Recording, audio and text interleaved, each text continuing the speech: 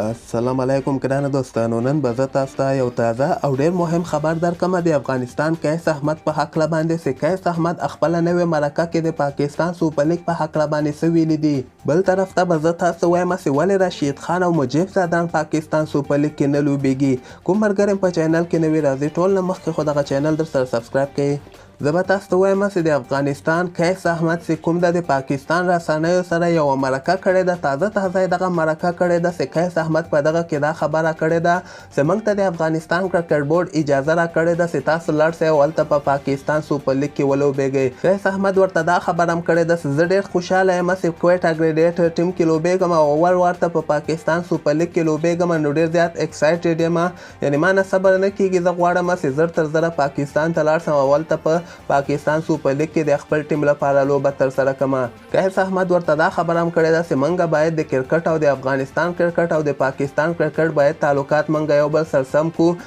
ځکه موږ یو بل ته ضرورت لرو او همدغسې د موږ یو بل سره ښه تعلقات په کرکټ کې دغه به دواړو ملکونو ته ډېره زیاته ګټه مورسي او همدغسې د دغه پیغام لپاره زه روان یم هلته پاکستان ته او په پاکستان سوپر لیګ کې به لوبېږم. نو قیس احمد په خپله دغه مرکه کې ډېرې ښې خبرې کړې دي او بل طرف ته به زه تاسو ته وایم چې د افغانستان قیس احمد، نور احمد او محمد نبی دغه درې لوبغاړي تیار دي چې پاکستان ته لاړ شي او هلته په پاکستان سوپر لیګ کې لوبې ترسره کړي. خو بل طرف ته به مجیب زادران او همدغسې رشید خان چې کوم دي هغوی دغه د افغانستان او د زیمبابوې چې کوم ټیسټ لوبه ترسره کیدونکې ده د دغه په وجه باندې دوی نشي کولی چې هلته پاکستان سوپر لیګ کې ولوبېږي. او بل طرف ته پېښور زلمی او لاهور کرندر چې رشید خان او مجیب زادران اخیستلي دوی اوس بدیل ګوري، د رشید خان او د مجیب زادران بدیل ګوري چې خپل ټیم کې انټرنیشنل لوبغاړی راواچي. د پاکستان مینوال بیا رشید خان نه دغه غوښتنه کوي چې ته لاړ یعنې پاکستان سوپر لیګ کې ولوبېږه، ځکه وایي زیمبابوې دومره مضبوطه ټیم هم نه ده، تاسو که ته پکې نه مې او تاسو کولی شئ چې زیمبابوې نه دغه ټیسټ لوبې ښه په اسانۍ سره وګټئ. خو رشید خان ته یې دغه غوښتنه کړې ده چې په پاکستان سوپر لیګ کې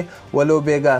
خو زه به تاسو ته وایم چې رشید خان خو خیر په ټیسټ سکواډ کې مې خو دغه مجیب زادران ټیر ټیسټ تاسو وګورئ، مجیب زادران په سکواډ کې نه واچولی او بل طرف ته د ما په نظر باندې مجیب زادران باید پاکستان سوپر لیګ ته لاړ شي او هلته پېښور زلمی ټیم چې کوم ده هغه کې ولوبېږي. خو رشید خان بیا هم ضرور ده. تاسو د دې په هکله باندې څه نظر لرئ لاندې ما ته په کمنټ کې حتما ولیکئ.